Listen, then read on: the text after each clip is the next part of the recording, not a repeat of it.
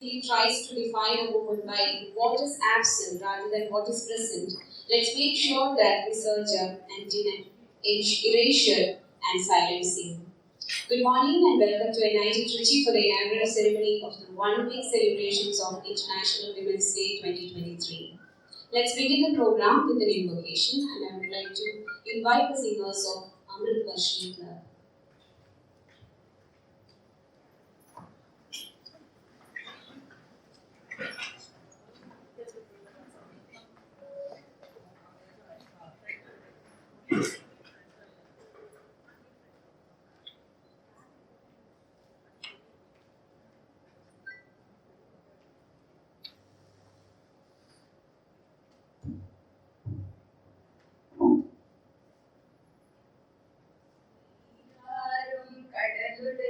நிலமடந்தை கெழிலொழுகும்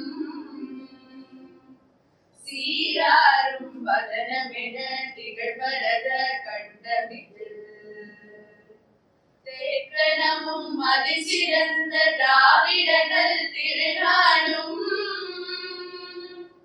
தக்க சிறு திரை முதலும் தரித்தனரும் திலகமுமே இன்பமுற எத்திசையும் புகழ் மணக்க இருந்த பெரும் தமிழனங்கே உன் சீரிழமை திறமியந்து செயல்மறந்து வாழ்த்துதுமே வாழ்த்துதுமே வாழ்த்துதுமே.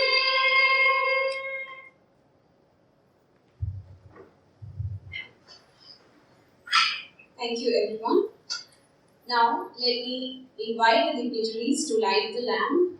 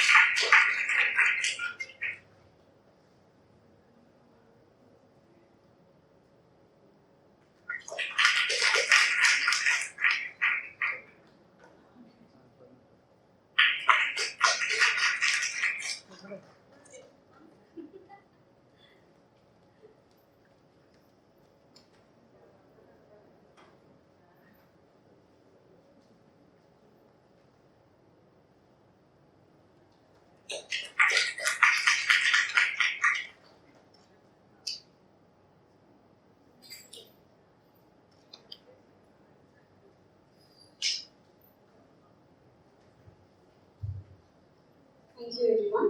This year's Women's Day celebrations is being organized under the Women's Cell of NIT. I call upon Dr. S. Velmadi, the chairperson of Women's Cell, to welcome the gathering.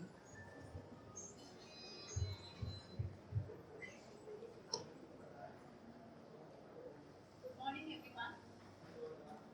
So it gives me immense pleasure to be a part of this Women's Cell. Good morning, everyone. So, first of all, I would like to thank our director for giving me an opportunity to be a part of this Women's Cell to organize the International Women's Day. Thank you, madam, for that. It gives me immense pleasure to welcome you all for the week-long celebrations of the International Women's Day, scheduled from today till March 10th, Friday. And I welcome you all. I welcome the director, Dr. G. Akila madam, who had faith in me that we could do the Women's Day celebration successfully in this. Welcome you, madam, for the event. And I welcome our chief guest, the guest of honor today, Dr. Chithra, MD of Lalita and Shyamla Nursing Home, Tilanagar, and who who is a very leading obstetrician and gynecologist who had done more than 25,000 deliveries at Trichy, and it is a really great honor for you to have her with us.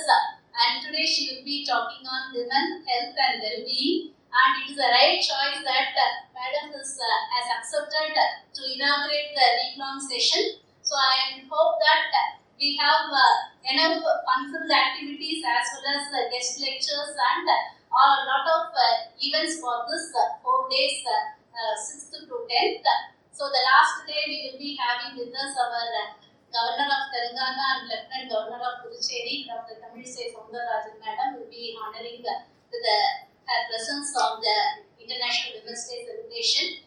So I welcome all the heads, deans, and then faculty members, Professor Kumaran sir, head of the CSG, and also the public and press and media coordinator for having arranged Madam for the inauguration, and he has helped us a lot in arranging so many other speakers also. I welcome all the faculty members, women faculty, and the organizing team of Women's Cell and this International Women's Day celebrations team for the event. And I welcome all the research scholars, students who have helped in various other forms. And welcome to all of you. And the Women's Cell team comprises of Dr. Saikala, Dr. Sangeeta, Dr. Karthika. Special invitation to all of you. And I thank everyone who has shouldered me in taking up the responsibility and sharing the entire work and to make this event a successful one. So once again, I welcome you all for this. Hope you will have a fun-filled and memorable Women's Day 2023. Thank you.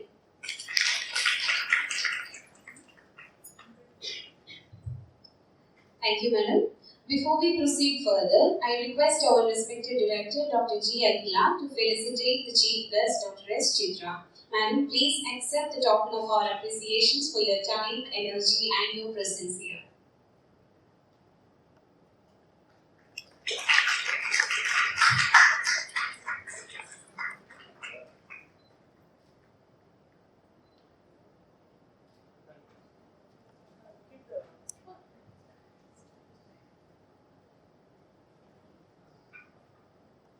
Now I request Dr. S. Velmudi to present a token of our love and regards to our Director.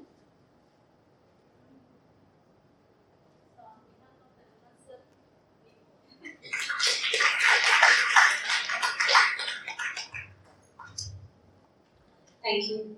When there are several hurdles for every woman to jump over, when opportunities are always sealed by the privileged few, when glass ceilings become a stark reality, hopes spring from the struggles and sagas of those exemplary women who valorously fight and race to occupy the key positions.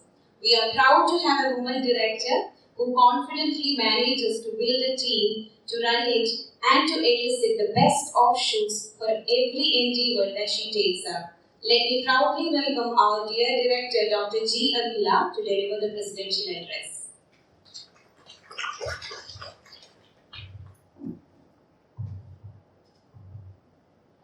Before welcoming our Chief Guest, I would like to welcome the driving forces at their houses for the women, Professor Subayan, Professor Thirumaran, and Professor Kumaran, because it clearly shows what is required in the society right now. So before starting, let me start very formally. The Chief Guest of this event, Dr. S. Chithra, the Women's Cell Coordinator, Dr. Velmudi, and all the members of the committee and all the faculty members and staff members and research scholars and everyone. It gives me immense pleasure to be part of this program. As every year we are conducting this International Women's Day, this is an International Women's Week we are conducting in Chithra. First of all, I appreciate and congratulate the team for conducting this one-week program within a short notice. Maybe 15 days ahead, before one day it was being given, and I congratulate and all the best to the whole team. So it is not, we have to have in our mind that it is not only during this week we have to talk about this and we can forget not so.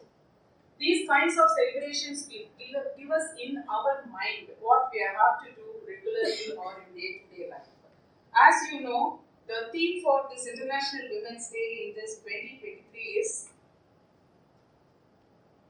Innovation and Technology for Gender Equality. This is the theme for this year. It clearly gives us or it indicates us what is a kind of gender responsive approach to innovation, technology, and digital education we have to have. Or in other words, we have to give the awareness to all the people in this particular regard. Whenever we talk about all these things, where we are going or what is our output? The output is to achieve sustainability development.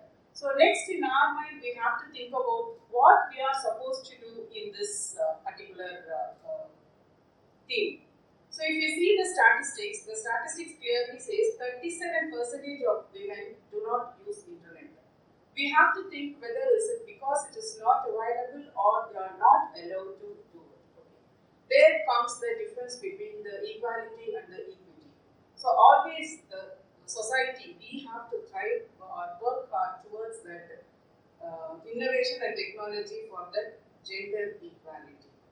So if we are not taking care at this 2023, the statistics clearly tells that in 2040 or 2050, the gap will increase and whatever the technology or innovation that is coming, it will not directly go to the society so that we cannot have an equitable society or the gender equality.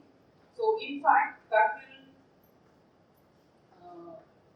stop or it will not allow the women to engage in digital space and it diminishes the opportunities in science, technology, engineering, maths, that is STEM. So why we have to involve women in all these things is we have to always have a crowd with us and they will also accept that. The more creative ideas and the solutions, in a spark it will come to us. Unknowingly it will come to us because it is with us. And we have to appreciate that. Mostly the women, we do not appreciate it. What we will do is, okay, it's a small idea, what is big? Okay. So that's one thing I would like to put in all your mind is, even it is a small contribution, even it is a small thinking, we should be pride in telling that, okay, I think in this direction and it got it. Even if there is a failure or if it is not working successful, we need not worry for it because that is going to be a learning. So as you take nowadays, this is a lifelong learning. That is the mantra of today. We cannot stop learning at one stage. It is a lifelong learning. It is for both, for men and women. It is not only for women. But for women, it is our inherent quality that we will do it. Okay. So I request in this place, we have to have the pride, the power we have got. People are talking about women empowerment. Okay, that power what we have to do everything in this way, and at the same time, we are the creators of the home. Okay, we are the innovators of the home, especially the mothers and the girls. Okay, so if you see this is from out of my experience I'm sharing. Whatever small determination or anything we have in our mind, that could be easily executed at home. See, all the three people are only nodding very heavy. But what I would like to insist on is that applies to the other side also. If it should not happen also, we have the capability to imbibe that in everyday life. So as mother, sister, and all the roles, we can think about this and we can bring in it. Not only in the family, we have to think right now around the society also. That is the right thing we should have in our mind. I hope that this kind of celebrations will give us this kind of thinking with us and we will do it and we will spread this across. So, out of this workshop, a kind of output, if we could record and if we could give a report, then that is going to be the best international week celebration at Chithra only. generally, why I am insisting in all the department inaugurations and all the technical fest and everywhere I am trying to insist on this. Do you know why? Clearly, again, the statistics says simply if we learn and if you are not thinking about it, it is a mere waste. So after learning, we have to think. In AI, right now you might have heard about deep learning, deep learning. How many of you are aware of deep learning? Everybody. Okay. What is the deep learning? Simply learning and going out is not going to help at all. We have to deeply learn and the outcomes we have to think about it.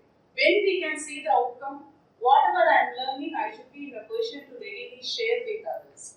So there only the deep learning will, then our mind will think about it. So from this International Women's Day celebration inauguration function, if we very I was critically, if we do it very consciously, then definitely we can see the change in our society so that the theme for this International Women's Day for the year 2022, Innovation and Technology for Gender Equality, we can achieve it. With us, no? Thank you for the opportunity and let us celebrate not only this week, throughout the year, throughout the future and everywhere so that we can bring in equities society. Thank you, ma'am, for those awe-inspiring words. Today, we have with us yet another woman who is illustrious in her career as a gynecologist, who bagged many awards, many accolades for her mastery in what she does. Dr. S. Chithra, the founder of Janani Fertility Center and Lalita Nursing Home, who dedicated her life for helping those would-be parents to have their dream fulfilled, is also the director of Shyamala Nursing Home. As a woman who won several accolades for her professional talents, Dr. S. Chithra definitely is an inspiration for womankind. I welcome her for her inaugural address. Good morning, everyone, and thank you for those words. I'm very, very proud to be here to meet you all today. And it's a week-long Women's Day celebration. It's not a day, a week. So that gives me a lot of pleasure to be here, and that too on the inaugural day.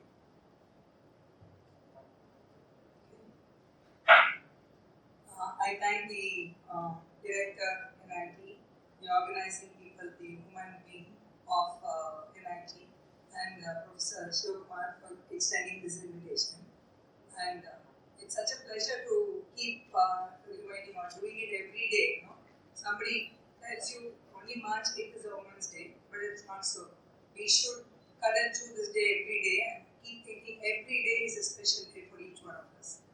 That is, they want to just show that whatever your power is on one day to the general society, but you know what your power within you every day. So without you, the family doesn't run. Without you, wherever you work, that person, that place does not work. So that should be your attitude when you do anything.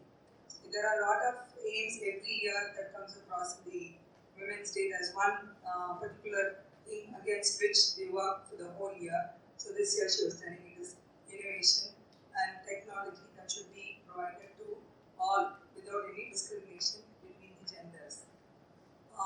The usage of internet, she said, was only 37% of women, probably because a few of them don't work. That's it. Otherwise, I think even everybody now thinks only after seeing YouTube.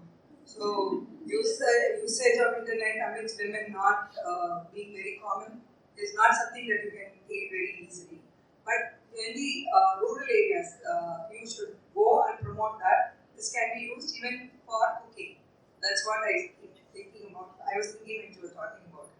Other than that, what I would say from my end is, you cannot do all these things if you don't take care of yourself.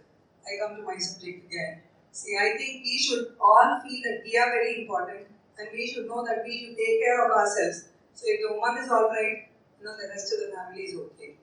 If you are not alright, if you have a small headache this morning, you are not able to do your work, you are not able to cook, the whole family is running either way, not knowing what they should do.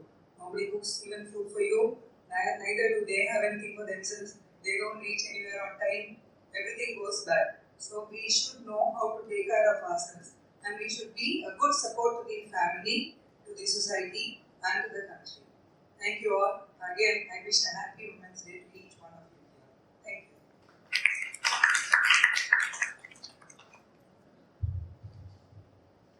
Thank you, ma'am. Now, to express our gratitude on a formal note, let me now invite Dr. L. Saikala, Member of Women's Cell.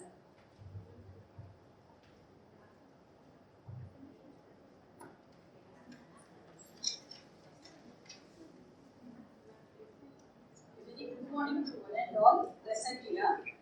On this International Women's Day, it's my pleasure to express my heartfelt thanks to all incredible women who have made a positive impact in our life and also in our communities. From mothers and sisters to teachers, politicians, and healthcare professionals, women have played a vital role in shaping our world. This year, International Women's Day is celebrated with a theme, as Director Madam was insisted, it is called Digital, which means innovation and technology have the potential to significantly impact gender equality by providing new opportunities for women and girls to access education, healthcare, and employment, and by challenging traditional gender roles and stereotype of work, whatever they will do all the time. Through International Women's Day, we have got an opportunity to reflect and celebrate the achievements and contributions of women from all walks of our life and honor their courage, resilience, and strength. Their leadership, advocacy, and activism have inspired and empowered countless individuals at home. With this, I would like to extend my heartfelt thanks to our beloved director, Dr. G. Adila ma'am, for her encouragement and constant support in making this International Women's Day even a grand success. Thank you so much, ma'am. So, on behalf of Women's Health team, our sincere thanks goes to the chief guest of the day, Dr. Chithra ma'am, who has readily accepted our invitation and graced this special occasion. Ma'am, your speech is a good eye-opener for the women and girls seated here by taking care of themselves regularly. We hope everyone here incorporate your suggestions to take care of their health hereafter. Thank you. On behalf of the Women's Health team, I extend my sincere thanks to our registrar, teams, faculties from all the departments, administrative people, non-teaching staff, both UG and PG students, and research scholars for their continuous support and their participation also. I personally extend my friendly thanks to Women's Health people, chairperson and other committee members for their cooperation and contributions for the day 1 to till today. I really appreciate the teamwork spirit to make this event a grand success. On behalf of Women's Health, my special thanks goes to Dr. Sivakumaran from ICT department for his support and help with his positive attitude. Thank you so much. I also extend my thanks to Ladies Club and other all clubs and other members who have coordinated with us by sharing and cooperation for the events planned for this International Women's Day celebration for a week. Next, my thanks goes to hospital team from NIT Trichy who have contributed and coordinated with us from day one and their arrangements for medical and emergency purpose from this day to till 10. I also thank press, media, special guests and invitees for their presence. I extend my thanks to CSG, all audio video maintenance staff, EMT people and other service staff. Finally, I thank each and every individual for their contributions in making this International Women's Day a memorable one. Thank you.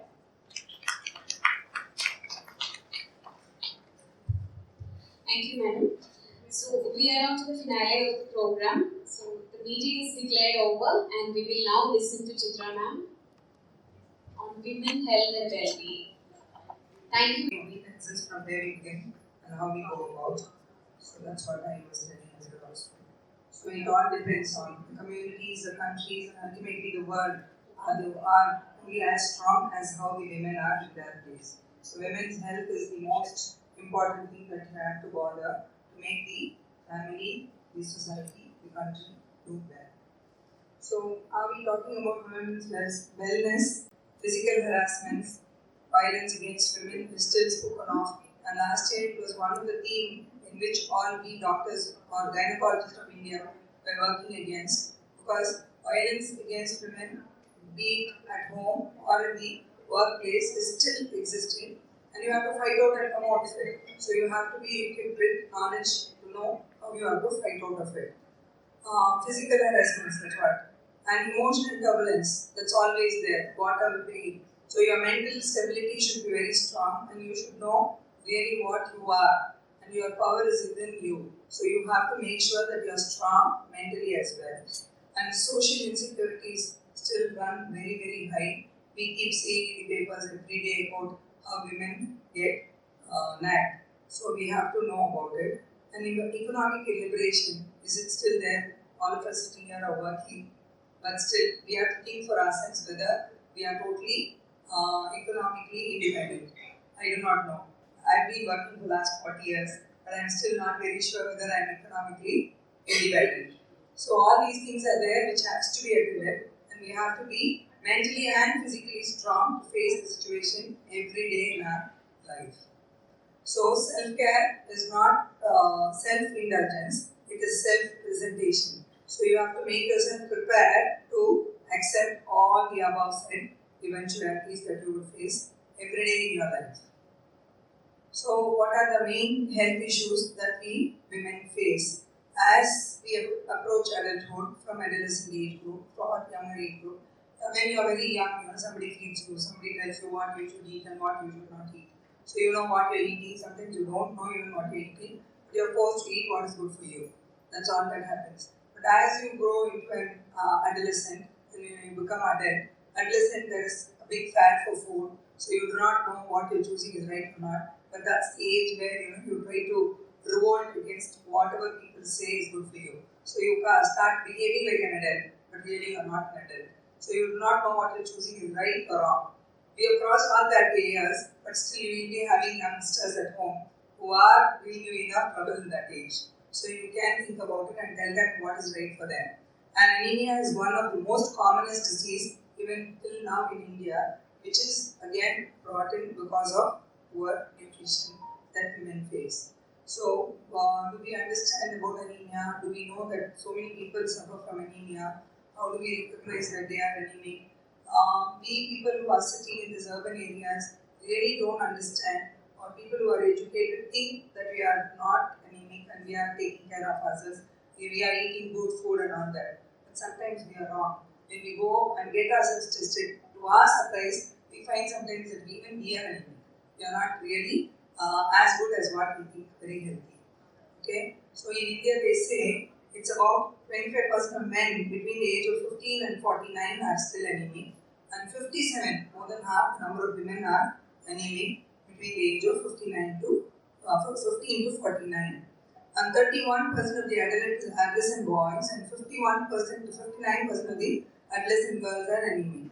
And all those women who are pregnant again, see 50% of women who are pregnant are again anemic, and 67.1% of children are anemic. Though we tell and eat and make them eat what we want them to eat, still they remain anemic because there are still families below the poverty line. So how do we recognize anemia? It's because of their breathlessness while coming the stove. They complain with us, or they have a reduced ability to do physical work. They feel mentally very exhausted. They feel irritable. They are pale when they look at them. The nails are very pale. So they show sometimes all these things. They themselves recognize all these things, and they come asking for a test, and they get tested. It is all because of not taking proper food, inadequate thing, or probably at the same time taking food which will prevent absorbing any iron enough from your food that you take, especially the coffee and tea that you take. So you have to come down on that because they are not good if you want to have a good iron absorption of whatever you have taken this morning. Suppose you have taken one full bowl of greens in the morning before you come here, but then you take 2 coffee at 11 and 12, everything is gone. So please make sure that you don't really reverse it. And here I say the coffee is there. Okay? So again, it's because of the food that you take that you can improve it. And when you take iron, you have to tell them your food should be fortified with vitamin C because it will help absorption of iron even better. So food rich in iron, all of you all know about it, so I don't have to talk much about it. So you have to tell and watch out on what you eat every day. So this is, Government of India has specific programs fixed to treat everybody of different ages and improve their iron at all ages and prevent anemia. And they work very hard at it because they want to make sure it is anemia-free India. So we have certain set norms, like we have to give 100 days of iron who's pregnant during pregnancy and 100 days of iron after delivery. All adolescent girls should be screened for anemia and should be told that they have to take iron at least once a week.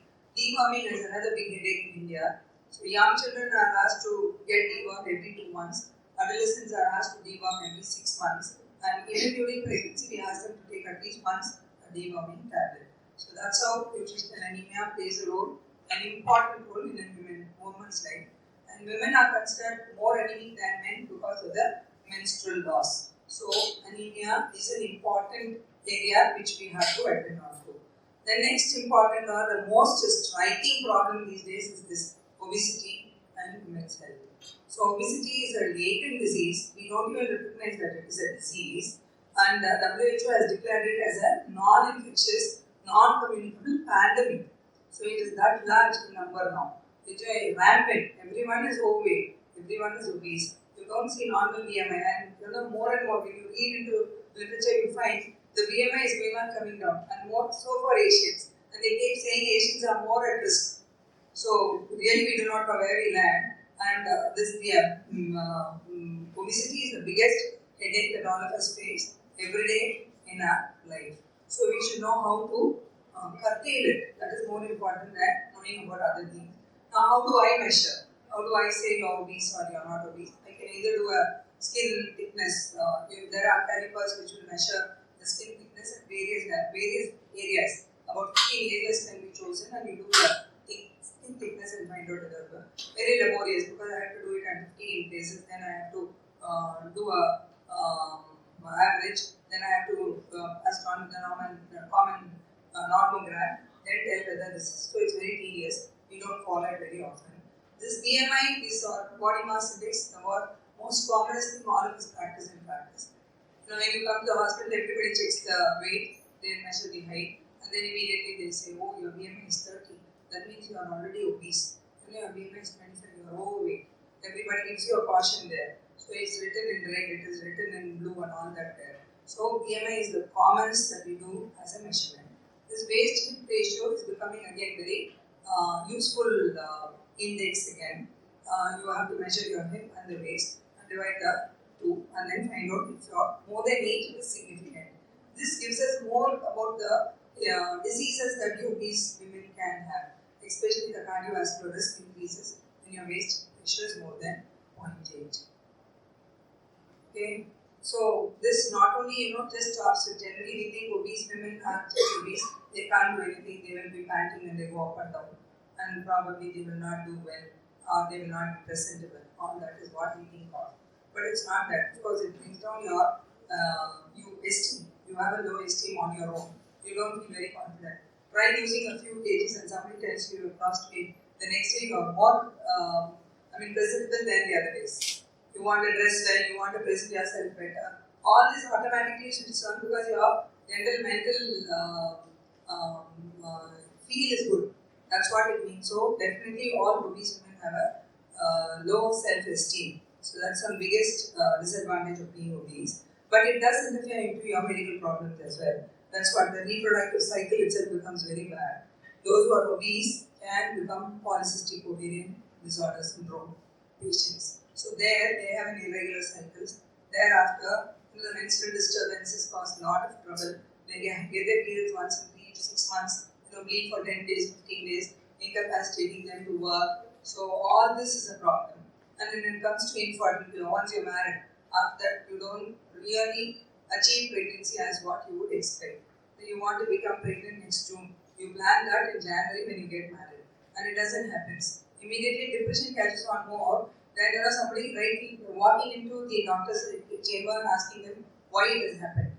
They think that they are not capable of becoming pregnant. That's what everybody keeps thinking. So it is that rampant in PCOS to not get pregnant as a wish when you wish. So it has to be really taken into account. And even otherwise, if at all you reach a doctor and start eating. It's not going to be easy until you lose few kgs of your body's weight. And again, it doesn't stop there. It also carries on to a later age or the later years of your life. You can have metabolic syndrome. You have more instances of cancers as well. So this adolescent obesity carries on all through life. So suppose you're gaining weight and you become really obese when you are young, when you are adolescent. All these things follow through. So we have to teach adolescents to be more confident. Though these days girls are very conscious about being looking beautiful, being in shape, all that is there, still their choice of food still remains very bad. They try to starve and then the next day feast, which is not a good habit at all. But then this has to be put into everybody's head. I don't know, that fad for food, fast food, what they eat, actually brings in a lot of negative effect on their health. So we have to tell them this is the very crucial period and you have a very high chance of gaining weight and all that composition in your body, insulin sensitivity and behavior pattern, your psychological problems, everything starts there and it's going to continue all through your life. So it is better not to be obese when you are an adolescent. So the excess body fat during adolescence contribute to great health risk. So it has also has an increased risk of developing chronic diseases all along your life. And what was interesting is the hours of sleep that you put in is inversely correlating with the weight gain. So the longer you sleep, the better is the lesser is your weight gain. We always say, those who sleep will put on weight. That's what we commonly keep saying. It's not so. If you sleep a good 8 hours sleep in the night, probably you are fresh the next day morning, you're ready to do your exercise, you're ready to do whatever the other tasks, you're able to listen better. All these things happen. Probably when you don't sleep, you are irritated and you don't want to listen to what others say. And things go in a different direction than what you think it would. So this has to be put into children's head because they are all the time with the mobile. They don't want to sleep. They are always late to sleep and very late to get up. Early to sleep, early to bed mantra has to be taught to children when they are very young. So growth and puberty, excess weight gain in children can all influence the growth and pubertal development. So obese girls automatically become polycystic, do have polycystic ovarian syndrome, and they do have something called as obstructive sleep apnea. That is, we call they don't sleep well or they sleep with their mouth open because they have a blockage while they breathe. They are not able to sleep comfortably. So this obstructive sleep apnea is becoming a big threat in so many diseases and it's considered as one of the commonest indicator to tell us about the cardiovascular risk as well. So we have to tell them that this has to be looked into and it has to be attended on. So other comorbidities which are associated with obesity are type 2 diabetes, dyslipidemia, cancer risks, mood disorders, heart diseases, reproductive disorders, liver disorders, and hypertension. What more or less do we want? Everything is there when you're obese. So we have to be very careful. And of course, as I told you, the socio or psychosocial effects of obesity causes a lot of poor self-esteem and you don't mingle well with your colleagues. So obesity and maternal problems that obesity would cause during pregnancy are in plenty again. It can cause an increased incidence of miscarriages. There can be pregnancy diabetes. There can be hypertension during pregnancy causing brain complications. And labor itself can be for a long period. It can end up in operative deliveries where we use forceps or vacuum and deliver those babies because babies are also big.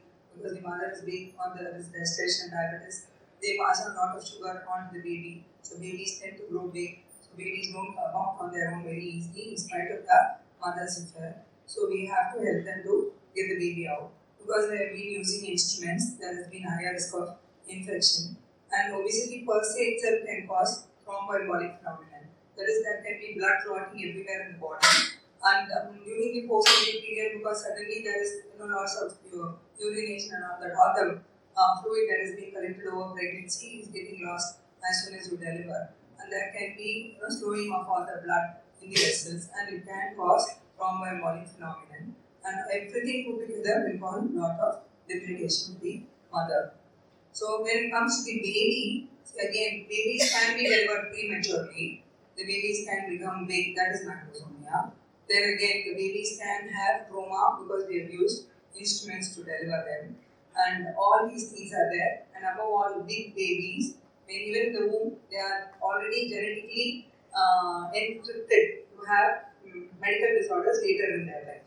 So this is another biggest thing that we are carrying over to the offsprings. So this is another big thing. And mothers who are obese have higher chances of having congenitally abnormal children. And these women are poor breastfeeders. They will not be able to establish good amount of breastfeeding as early as they deliver. So the maternal morbidity and mortality increases with obesity in pregnancy because of unsafe abortions. When you don't want it, when you will not reach the breast hands, when you have abortion on your own, death can ensue after an abortion. Severe bleeding can occur because of obesity itself. You are not able to handle it very nicely. Infection rates are more. Dyseclampsia, preeclampsia again are complications related to hypertension in pregnancy, and delivery associated problems like instrumental deliveries. So WHO has now changed the approach towards looking at a woman, and you have to even first during the first checkup itself mark them as high risk when they are obese. And you have to tell them to have an antenatal checkup as early as possible when they are pregnant. And we have to tell these adolescent age group, getting married at the age of 16, 17 is now not very common, but still I won't say it's uncommon. Because I still do deliver women, girls about 18, 19 years. I keep telling them, please check with your Aadhaar card, tell me the proper date of birth. Sometimes they bluff to us. Then when they bring the Aadhaar card, they are not even aging. So I have to inform POSCO Act people or the people who are concerned with that if I have to deliver somebody less than 18. So not that it is not very uncommon. We get once in 6 months somebody like this who is less than even 18 to deliver in a second tier city like Trichy. So imagine what it would be when you go to rural areas really. So it does exist. See, those girls are still growing. They have not grown fully enough.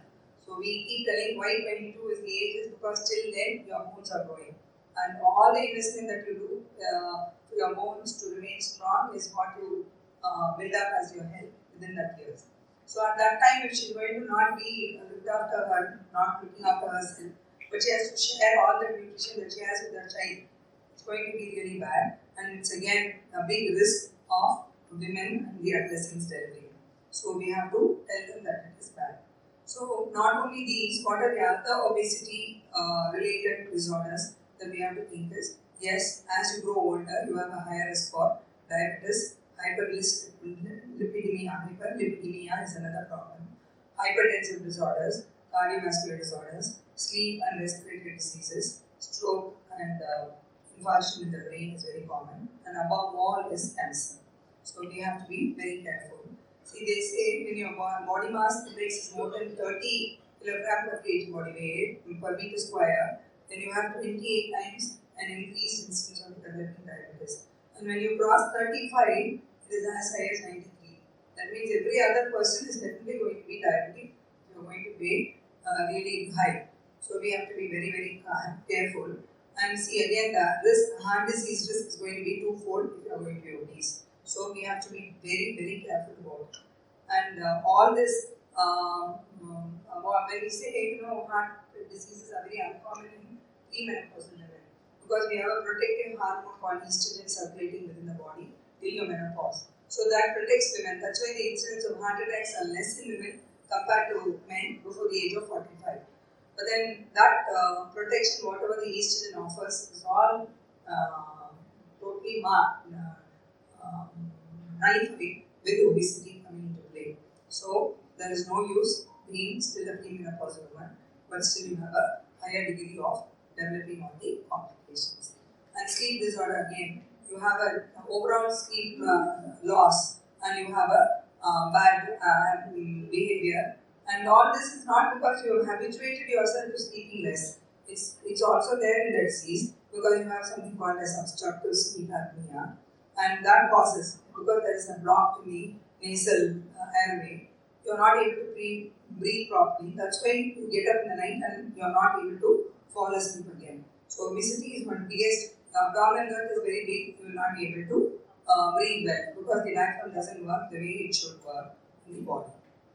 Okay, so this sleep disorder will cause metabolic and endocrine alterations. It will decrease the glucose tolerance, it will increase the insulin sensitivity, it will decrease the insulin sensitivity as well. So diabetes comes as a part of it.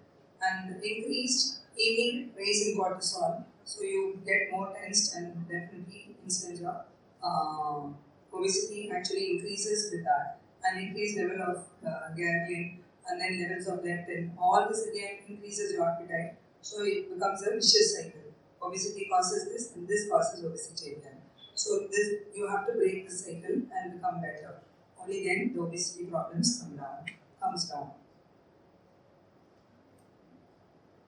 This obesity, of course, that's what it results in all metabolic and endocrine disorders. And see, for cancer, obesity plays a very, very important role. There are very many mechanisms by which it would cause cancer in an obese women. Endometrial cancer is about 7 times more with women with severe obesity and 2.5 times, 2 to 5 times more in women who are overweight. So when you are 40, 50, when you bleed too much during the perimenopausal age group, you cannot just blame yourself or tell yourself that because I am 40 and 50 I am bleeding now. No, grandma stayed like that. They got away because they were still not for, or we could not identify what was their problems. They were bleeding on their own and they were anemic, but somehow they picked up, went through menopause unevenly. But then when you have a lot of medical facilities available today and many gadgets available to find out why you are bleeding so much, I think you should reach a doctor and find out what is your problem. Because these things are just a soul hanging above your head. So if you have such problems, earlier you treat, the better would be the response. So we have to meet a doctor and find out the reason for overbleeding in case of perimenopausal age group. So incidence of breast cancer again is higher when your BMI is more than 95%. And even in the premenopausal age group and postmenopausal age group, it increases with increase in weight. Cervical cancer, though it's the most commonest cancer in India still, the second most common is breast cancer. But then still it's not totally closely associated with obesity. But then now they say it does have an influence on incidence of cancer cervix as well. And ovarian cancers are very difficult to be diagnosed until otherwise they are very advanced. Because it is very silent, it doesn't show up. Endometrial cancer show up as bleeding. But then cervical cancer show up as weight discharge. You come for some reason or the other, meet your doctor and find out what you have. But then ovarian cancers are remaining very, very silent till they really reach an advanced stage. So and if you're obese, nobody can even identify that, because even if you have a mass as big as 10 to 15 centimeters size and your abdominal girth is huge, nobody is going to search and find out anything there. So it can be missed very easily till it really becomes huge. And it does have an impact on the longevity of your life even after you're operated if you're obese. About 70% of women die because of ovarian cancer if they are obese. Other ailments again, the metabolic syndrome I was talking to you. Metabolic syndrome is nothing but a triad of all this: hyperlipidemia, hypertension, heart disease, and diabetes. Everything put together becomes metabolic syndrome, and it's very commonly seen in obese women. Urinary stress incontinence is again, when you starve or squeeze, laugh or sneeze, you leak out urine. That is called as stress urinary incontinence. It's very, very common in obese women. Very common in women who are pelvic vaginally. When you are thin, you can at least do some exercises to make your pelvic floor muscles a little stronger and do all these things. Women who are obese, even when they try to concentrate and do on exercises, they have no muscles there. It's more of fat. It's less of muscles there. So concentrating and putting the muscles into real tone and tension, what it should be, requires a lot of enormous effort. It's not simple. So most of them never get corrected and they are rejected when you tell them you have to do exercise. But it's not going to show any effect in the next few months. So they are submitting themselves to surgeries, and surgeries are also not very, what I should say, result oriented. So you will not have always a positive result when you go for that. So you have to train yourself for all these things. The next commonest disorder, which is very specific for women, or which is more predominant in women than in men, is osteoporosis. We know that it is just nothing but a porous bone or the weakness of the bone. So even when you try to get up, put your hand down like this and get up, you can have a fracture of your radius or ulna. When you fall down, you have easily a fracture of your hip. So only when you have a fracture somewhere you identify you have an osteoporosis, because these are areas which we ourselves do not know. See, educated people who know what is what, we think that we can become osteoporotic. Still, we do not go for a screening. We do not understand whether we are osteoporotic. Then think about the others who are not there. Only thing, the difference between the rural and the urban population is the rural people do good amount of exercise. So they are able to support their bones better than what you and I do. We neither eat properly nor do good exercise as much as them. So we are more prone for all these things much more. But still, it is not less in the rural community as well. There are osteoporotic women even among rural population. So osteoporosis is one good thing that we have to think about, and we have to get screened even much earlier than the Western community, because Indian community has been studied and found to be more osteoporotic at a younger age group. So how do I do this test for osteoporosis? The best test that you can have is something called as DEXA, or dual energy X-ray absorptiometry. That's a special machine. It's like a mammogram, for you to understand something. That's again, so they do either the hip or in the hip bone or on the spinal bone, and they tell you what is the amount of calcium or the mineral deposited in the bone.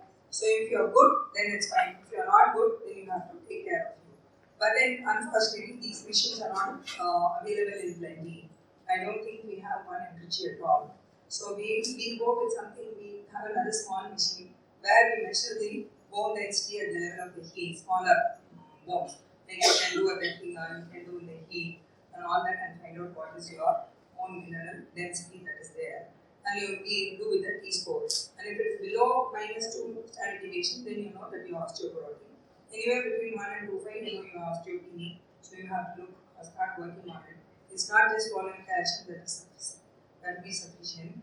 You have to work. You have to do real exercise to keep your bones strong. Okay? The support system should work well.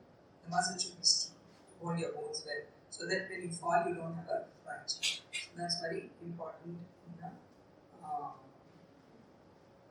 woman. And that's what women have more osteoporosis than men, because they have thinner and smaller bones, and we have to be very careful. And estrogen is one hormone which supports women. So perimenopausal age group, premenopausal age, less chances of being osteoporotic. But as you reach menopause, you have more chances of being osteoporotic. And that's a wrong age to fall. That's why we keep saying they should not fall. Okay. That's what we have to ensure, that they have good diet, calcium and vitamin D in their diet to prevent osteoporosis. So you have to make sure that everything is there.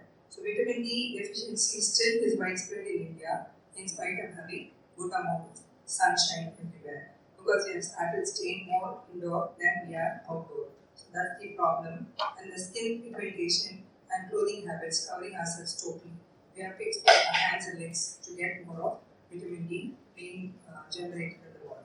So that's another reason why there is vitamin D deficiency in spite of having a good sunshine in India. And a primary source of vitamin D is the sunlight. And from food to get vitamin D, yes, very, very little, because solvent fish probably has vitamin D. But then it is being absorbed very poorly. And half-life of vitamin D is about 3 to 6 weeks. So you can expect this to remain there only for 6 weeks. So after that, you have to keep repeating it every day and keep doing it. Instead of waiting for the 3 to 6 days, you have to do it every day, so you don't run short. So that's what we should start practicing. And again, calcium. Calcium is the major building block for the bones, and we have to take adequate amount of calcium in food. So we know we have dietary food which are rich in calcium, and have to concentrate on that food and keep everything. Above all, exercise is the important method of preventing osteoporosis. There is a strong positive relationship between physical activity and bone health throughout life. So being active benefits the bone and the muscle strength regardless of your age. As increased muscle strength leads to an improved maintenance of bone mass by stimulating the bone formation and decreasing the bone resorption, which reduces the fracture risk, and if we improve that, we will definitely not end up with osteoporosis. osteoporosis. And that will also maintain your BMD well, bone mineral density well. So osteoporosis becomes worse with obesity. So now, what should we do? How should we improve, or what should we do to look after ourselves? How should we take care of ourselves? That is what is very important. So we have to concentrate on the diet we take. These are all numbers that are given in the net. All of you all know about it, so I don't have to really talk about it. But then what we should concentrate when we eat is half your plate should be well with fruits and vegetables, and 1/3 of the portion will have grains, and just your handful of proteins will be sufficient every day. So every day during your meal, you should have 1 palm full of protein there in your diet. You should have grains, that should be whole grains. You should not take flour which is refined, like maida is not good for health. So preferably take whole grain, take fruits and vegetables in plenty, and 1 or 2, 3 servings of dairy products. Because dairy product is the only source that we have calcium. So we have to take that and balance your diet. And the food that we should avoid are empty calorie food like cakes, cookies, donuts, processed meats, energy drinks and sodas, fruit drinks and with added sugar, ice creams, chips and fries, pizzas and sodas should be avoided during your food. And definitely what we have to incorporate is highly food to be avoided, and you have to take only limited food is highly processed food. Cheese is not very good. Refined grains again is not good. Adding sugar and salt to everything that you eat is not good. Red and processed meat is not good. Alcohol, smoking again should be avoided. So these are things that we have to concentrate if you want to have a healthy lifestyle. And this vitamin D is the important vitamin that we require. And you have to walk out in sunshine when your shadow is the shortest. And so it's the midday that you have to be out office or walking somewhere and sunlight. And you get this. And you have to find time for fitness. You can do whatever you want. You can go gymming, you can do playing, you can pick up some game or the other. Just walking, at least walking, should be done. So it keeps you fit and healthy. So preventive care that we have to take, whether women is in 20, 30 and 40, you have to go and check for your weight, height, do a BMI and waist and hip ratio, check for your blood sugar, check for blood pressure, do a cholesterol profile or a lipid profile once in 5 years, do a breast examination every day by yourself, and at least once in a hospital by a doctor once a year. Okay, mammogram if you are after 40 and if you have high risk in the family, yes, once you can do it, and then you can at least be mentally free that you don't have anything, and probably if it is indicated later sometime. Otherwise, you don't have to do a mammogram every year. You have to do a physical examination every year. That's a must. You should have a pelvic examination and a pap smear annually. You can have an health checkup and worry about your immunization. This I had added on flu to this. I removed it this morning because I was very sure should I add this and to women's health alone. But flu is a common thing that all of us should know, whether be it a man or a woman. And flu is so rampant. Everybody is down with fever these days. Only a small thing, it requires an injection every year. We are not bothered. We are not really taking care of ourselves. We think it's all a drama. We don't have to do that. But then it saves so much in your expense.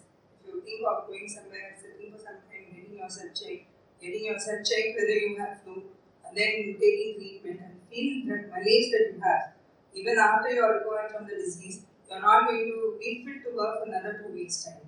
So wasting all that hours of work, all that is very important, I think. So it's worth taking a flu vaccine every year. And this is a human papillomavirus vaccine.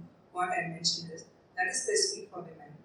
And girls between the age of 9 and 13 are recommended to have this. They need to have 2 doses. There are many varieties of vaccines that are available. 2 common things are Cervirax and Gardasil. Cervirax has only 4 serotypes. Gardasil has 1 nano, that is 9 serotypes, and 1/4 serotype vaccine as well. And when it is between the age of 9 and 14, girls can take 2 doses 6 months apart, and it's done. They can be done with it. But then it's only once in a lifetime. For women who have missed that time, at least later in your life, when you are less than 45, anybody can take it, but then for them it is between 0, 2 and 6. You have to take 3 doses. And this is compulsory for every woman because they have now identified the incidence of cervical cancer and association between human papillomavirus has been very high. So the most commonly picked up types of human papillomavirus which causes cancers have been identified, and vaccines against those serotypes are available. So if we take that plus go for regular screening or pap smear after age of 35 every year, you can definitely be sure that you don't suffer from cancer cervix. Or if at all you have any change in the cervical epithelium, you will be picked up much earlier so that you will not go for a grievous disease. You can be picked up early and treated well much earlier. So we have to say that we will go ahead and do vaccination and we will get screened and stop, or one day we will stand like how we say today there is no polio in India, there is no cervical cancer in India as well. Because still cancer cervix remains to be the first commonest cause of death in women. Next comes breast cancer. Whereas in all Western countries it's breast cancer, then comes cervical cancer. So when we have something in our hand, not utilizing that is not very fair. So we should try to use that now. So we do screening in our hospital as well. And now because of Women's Day, we have generated this new scheme for them. So whoever is available, if you can pass on this information to anyone who would like to go through all these things, they can approach us and we do it in our hospital. We do it on a routine basis, but then at least I should be able to celebrate womanhood amidst my clan of people. That's what I thought. And I do this every year throughout the month of March. Okay, so I think women should take care of themselves. If you take care of yourself and be take of health, you will take care of the entire family, and that's how it should work. And the families will understand. And if it is causing concern, your health is causing concern, that should be taken first step and forget with the family and keep doing the next thing. Okay, so if you check the health of a woman, you check the health of the entire society. And this International Women's Day, let us all take a pledge and say that we will eat a balanced and a nutritious diet, get enough exercise, sleep at least for 6 to 8 hours each night, take a break for your daily routine, from your daily routine at least once a week, and do something of your own interest. Passion is something that we have to follow. And make sure that you have a few minutes for yourself every day. Do what you like to do. Suppose you like to draw. Suppose you like to paint. You like to stitch, do that. So that gives a lot of mental peace to each one of us, and we'll enjoy after that the next few hours. So we should do that. And spend time with your friends. You should get back to all of them. This WhatsApp has created real wonders. You can connect with anybody now in the world through that. And you have I've caught up with many of my school friends after 30-40 years. So I feel very happy about it. So still, it is very regenerating when you talk to them. And then when you go back thinking about those days, it's a very nice feel. So we should make sure that we have a good number of friends and we enjoy being with them. That's how you can forget all your problems at least for a while and not worry too much about it. This is the entire team of people that I have in Lalita, and we are more than happy to serve womanhood. Thank you.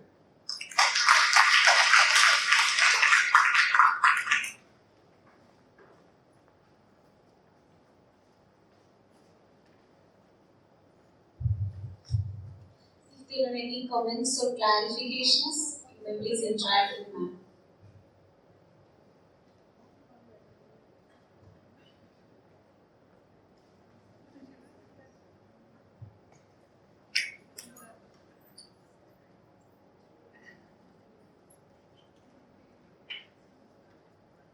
Nowadays, I think I am audible enough. Nowadays, there are many news that are coming up that when you exercise, you get a heart attack and all. So how much is this true for women? Because we have seen most of the male members getting Have you read any woman falling dead? No. See, the problem is that many of the men, when they go into gym, what they think is they have to develop 6 packs. So they eat high protein food. And all of them, if you read, they will be between 30 and 40 or around 45, 50. around that age group, because they are all, those are beyond 40, they have left those years, years. So they want to now pick up that and become young and smart. That's what they try to do. So they do too much of exercise. Dehydration is another big problem when you do too much of an exercise. And the second thing is eating to a high protein diet. So these two things actually become, brings forth kidney damage or breakdown all of a sudden. And too much of cardio. It's a strain of your heart, strain on your heart. See, I have had, everything in moderation is good. You should not do beyond that. Madam, nowadays it's 14 hours fasting, Intermittent fasting. 16 hours. How far it will be useful or It helps in losing weight. Yes, there are medical lot of literature saying about reverting even diabetes, because it's how you start breaking down your reserves. See, already the calories that you take, when we tell about losing weight, what we want is we want a negative intake and a positive breakdown. So you want to be in a negative balance. That is, today you should take 1000 calories, but you should burn 1500 calories. Only then you have a deficit of 500. So that's how you start losing weight. So when you do this intermittent fasting, the secretion of insulin and other things comes down. So there is no urge or there is no sudden gush of sugars in your body. So the other things, other hormones also settle down, and you will not have that. And it's preferable overnight to do that fasting for a longer period. So your hormones become very quiet, so it doesn't happen. So it's a good system to follow. That's what ancient people were doing, because there was no light, All of them got up early, they ate early and slept early. They used to eat before sunset. So I think yes, that's a good habit to follow. We should start breakfast before. You cannot. That's why we keep on telling all the girls, especially the young girls, how obese when they come. And they all keep saying, I have to run to the college, so I miss my breakfast. So I always tell that it's called breakfast because you have to break your fast. You've been fasting overnight. So you have to break your fast and never skip a breakfast. So eat proper breakfast and eat like a king in the morning and eat like a beggar in the night. All these things have been told to us since ages. We didn't understand the meaning. And when they talk about intermittent fasting, we all look at it with an awe. That's all. I think that's a good system to follow. Yes? Younger generation people, particularly the IT sector people, they are just counting the calories and they are taking food. And they are not taking the regular food. That's what I said. See, calories. I purposely skipped that slide where I had on how many calories you take. Though it says about you require about 1600 to 1800 calories a day to maintain your daily routine as a woman, Indian women requires only that much. The calories from which you have got it is also important. So you cannot take empty calories and say, I am done with it. Somebody doesn't eat their dinner today, but take two healthies of ice cream. Doesn't really work good. It's of no use. So that's also bad. We have the fast food system has to die. If we get out of it, it will be better. Yes. Is packet milk connected with hormone imbalance? So this is what you're talking is about this A1, A2 milk. That's the hormones with which they say they give cows hormones and then they take milk out of the cows. And because of that, the milk that the cows give, is rich in estrogen hormone. So when you give it, especially for pubertal girls, they tend to put on more weight and they come of age at an earlier age because they have more hormones coming out of it. That's why that's how they started studying about this A1 and A2 milk.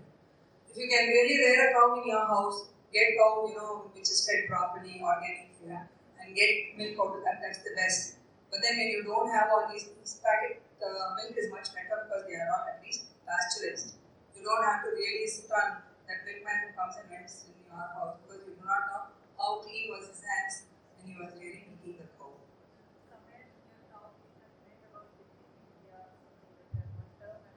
I don't hear you. Some term called Some what? Repeat. lipid profile. Lipid profile. Lipid profile is cholesterol. No, not lipid profile. Lipidemia is the word you have used. Lipidemia. Lipidemia. Again, that's hyperlipidemia is sugars. Lipids are sugar or cholesterol in your body. Hyperlipidemia means you have more of fat in your body. So you do, when you go and ask for a cholesterol, triglyceride, HDL, LDL, that is called as a lipid profile. So when all these are deranged, it's called as hyperlipidemia. Doctor, if somebody is high on cholesterol and goes on medication, should the person has to continue it for lifelong? Again, yes, statins, if you start, that is only to reduce the other comorbidities that will be associated with hyperlipidemia. Will the hyperlipidemia be totally corrected is a big question. They have to, of course, alter their diet after that as well and start on exercise. And they'll have to continue for quite some time because they can get into other comorbid conditions like cardiovascularism. That's the biggest thing. So if the repeated blood test reveals that the cholesterol levels are normal, and Still, even the good cholesterols have gone down after the diet and other lifestyle patterns have been revamped, should the person still continue the medicine? if the weight loss is really reasonably good and he's able to maintain it for more than 6 months, I think you can stop that. But then you have to maintain the rest of it. So the regular checkup has to be done. Yes. The blood test and the others. That's what they say. Those who don't have an hyperlipidemia, like I don't have cholesterol which is elevated earlier in my life, and I'm not obese. All this is there, but still for a woman, they say after the age of 30, you have your cholesterol checked every 5 years. Because it's generally considered women are more round than men, and we have more fat than we have muscle. All these are, there, whether you like it or you don't like it, this is already there. It is genetically formed that way. So when you are like that, you have more chances of having dyslipidemia in women. And somehow or the other, this estrogen has been protecting us till this menopause age. So we are not really getting into the comorbid conditions like diabetes or hypertension or cardiovascular disorders. So it is better that you get yourself checked every 5 years after the age of 30. If not 35 years. Doctor, just a follow-up of that, just to make my understanding clear. So if the good cholesterol also goes down, Good cholesterol should not go down. That should be maintained, and the bad cholesterol should go down. yeah, but then the results actually show that the good cholesterol level is also So your eating has to be adjusted. right, and medicine still has to be continued. No, that depends. That's what if the patient is really not obese, other comorbid conditions are not there. Already that person had one heart attack earlier, or if they won't stop. If he's already or he or she is already a diabetic, they won't stop because you have an add-on now, so they will not stop. Suppose nothing is there, somebody is only 35, 40 years because of their eating habit, like how she said, on 90 grams, they are not being given proper time. They sleep also very badly. They don't sleep in the night, they sleep during daytime. They eat in odd hours. So things like that, and they have been diagnosed to have dyslipidemia at a very young age group. And they have reverted to normal, then they can stop. There are no implications of stopping. Yeah. Thank you, Doctor. But then they should follow the lifestyle changes all their life.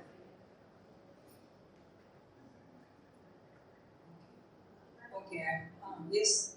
Most pregnant girls are coming up with the thyroid issues. Is there any Obesity and thyroid. I was telling you all the metabolic changes, all the hormone changes do go hand in glove with obesity. Obesity is the biggest killer these days. That's why I didn't go on to, particular. Usually wherever I go and talk about women's health, we tend to talk about this cycle irregularity, how to maintain cycle, how to correct PCO, what to do about dysmenorrhea, what is endometriosis, how you will have to manage about infertility. These are common things that usually I focus on.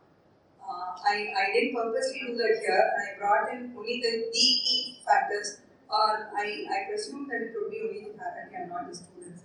And I came thinking that it will be women beyond 35 who would now know what they should be really taking care of themselves about. So we should focus about maintaining a good BMI is becoming the important thing in anybody's life, and whatever be your age. Because at the younger age, when you see obesity, all these things become so rampant, and you do not know how to correct it. And correcting is not very easy. And once they stop their lifestyle management, like till the time they get married, everybody wants to be they all look very nice and good. So they have regular cycles and all that. After marriage, in the next 6 months, they come back to you saying, I've gained 9 kgs weight, more than 2 kgs a month. So again, you have to sit back and then tell them how important it was and how nice she was when she had lost weight. and how was I carrying? Now again, one more pressure of bearing a child is also going to add on to this. So why is she had gained so much weight? And it becomes really very difficult. So hormone changes are very very bad with obesity. So you have to this thyroid also goes like that. Whether it has some connection with the COVID COVID pandemic and thyroid doesn't have any connection. COVID and obesity. Those who are obese who had COVID-19 had bad prognosis. Because of COVID lethargy, many became obese. So vice versa, things have happened. We were not saying during COVID, no helpers at home. So we had to do everything on that. But then at least you all had the privilege of having the institution being on a holiday. We had to work there also and work at home also. But still, we were all very taken over, so we used to hog also more. That's also there. Thank you very much, ma'am, for Thank you very much. invigorating words, and thank you, participants, for your active participation. That's right. So Thank you we very are much. closing the program. Thank you. Today was better. Thank you so much. Would you take one group photo with all Yes. the participants? I'll come back.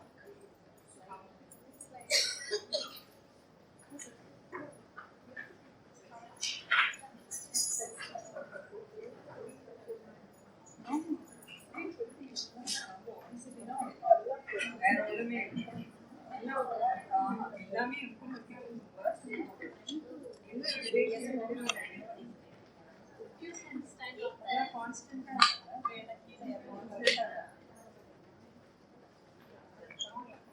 Yeah.